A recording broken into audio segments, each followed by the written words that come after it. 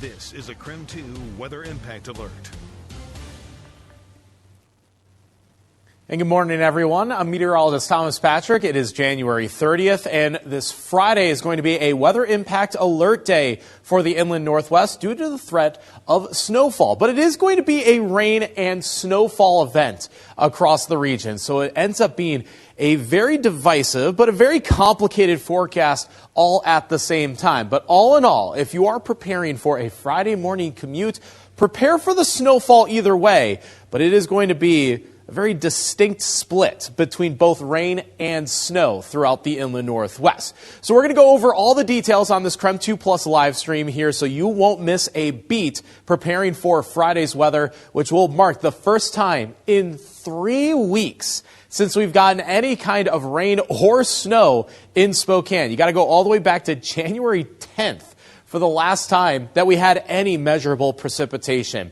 But that streak is going to end, that dry streak that is, because this huge storm system is just barreling towards the northwest right now. It is only about 12 to 18 hours away for some of us, and it may start as snow, but we're going to see quite a bit of both rain and snow in terms of precipitation for Friday morning. So here's what I'm watching. I think the key hours here is going to be right in the middle of the morning commute, of course, 4 to 10 o'clock in the morning on Friday, both snow and rain, as you've heard me say multiple times. But where that snow does fall, we're going to have some very snowy, slushy, and slippery roadways through the morning commute. Obviously, some areas will fare a lot better than others, but I think those are the key details when it comes to really hashing into this forecast. So we're going to start on the snow side of things. The locations where it's absolutely going to snow, like no doubt, high confidence, and the most snow overall are these areas that are shaded in blue. These are winter storm watches for northeastern Washington,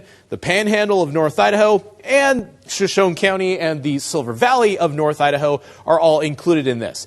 These will be the locations, like I said, that get the most snow, and we have the highest confidence of an overall snowy forecast. Barely any rainfall in these locations. Now, winter storm watches will get divvied up into either winter storm warnings or winter weather advisories once we get to a National Weather Service update later on for this afternoon. So you'll look for those updates as they come down. But at least these are the regions that we are way more confident are going to get the highest amount of snowfall. And to that forecast snowfall map, 3 to 6 for Sandpoint, 3 to 6 for Colville, include Kettle Falls in that, include Bonners Ferry in that. Those are the spots that are going to get the most snow overall. It's less clear-cut outside of that region, though. 1 to 2 in Coeur d'Alene, and that could even be generous for snowfall. The computer models really go in either direction on that. Spokane, I put less than 1 inch, but it's also more complicated because it is going to be dependent on the elevation of any of these cities nearby. So the higher elevations of Spokane County, probably more on the end of snow. The lower elevations, probably more on the side of rainfall. So I'm going to go into more detail on this in particular, but I do want to point out, again, our northern areas, they get the most snowfall for this Friday and even trickling into Saturday. And, of course, the mountains and mountain passes, a whole lot more than that. So now to our future tracker, which is our in-house computer model. It's just one of many deterministic solutions when it comes to what's going to happen for tomorrow. Because like I said, this is going to be a tricky forecast. We start you at 4 o'clock in the morning, central and northern Washington, getting the snowfall at first. And that starts to trickle into Spokane and Coeur d'Alene after about 6 or 7 o'clock in the morning. But it's not either rain or snow. It's kind of both at the same time. So kind of putting a magnifying glass on Spokane County for an example, our model does a great job at differentiating the low elevations like downtown Spokane and that I-90 corridor as rain versus the higher elevations like Mount Spokane, of course, Deer Park, but even the West Plains and towards Airway Heights, Medical Lake, Cheney, and even Spokane's South Hill are plotted on the snow side of things at the same time. So when I say it's a rain-snow split, I use the word split instead of mix because it is going to be quite a different solution across the county here. So realize that if you are going to be commuting, I-90 might end up as just rainfall, but other locations will get that snowfall and it will come down quite heavily during those morning commute hours. So make sure to plan for it either way.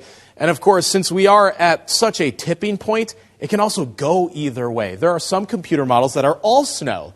There are some computer models that are all rain. So I'm trying to split the forecast down the middle, and the middle looks like that. So again, very, very fine lines when it comes to who's getting rain and who's getting snowfall for Friday morning.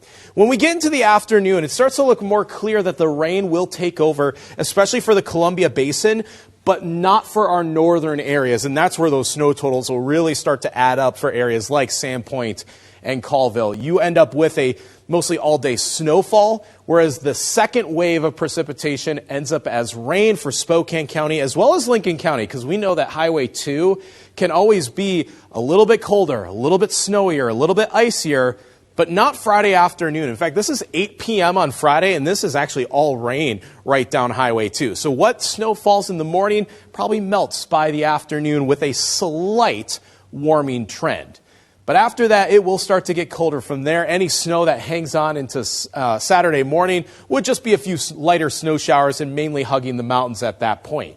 So that's storm system number one, and you saw just how complex that can be in total. So let's once again recap for Spokane County where the battleground between rain and snow is going to lie. It's going to be quite a split, but the higher elevations are looking likely that we get about an inch of snowfall. That does include Spokane South Hill, Airway Heights, areas like Cheney, and of course Deer Park.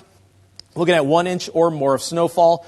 The lower elevations like downtown Spokane, Spokane Valley, and along the I-90 corridor towards Coeur d'Alene, more likely rainfall and closer to zero snow at all. But it can obviously go in either direction. So it's something we will be monitoring very closely on Up with KREM on Friday morning. So we do hope that you join us through that to help you with your morning commute, because we will have it on Doppler radar minute by minute. But by late morning and into the afternoon, it'll be more of an all-rain event for us. So like I said, starting out as snow for some, kind of going either way for the late morning hours, and then finishing as all rain during the afternoon, save for our north areas, which will end up as an all snowfall event. Thankfully, it's not going to be terribly icy nor terribly windy. In fact, the winds will hold off until Saturday.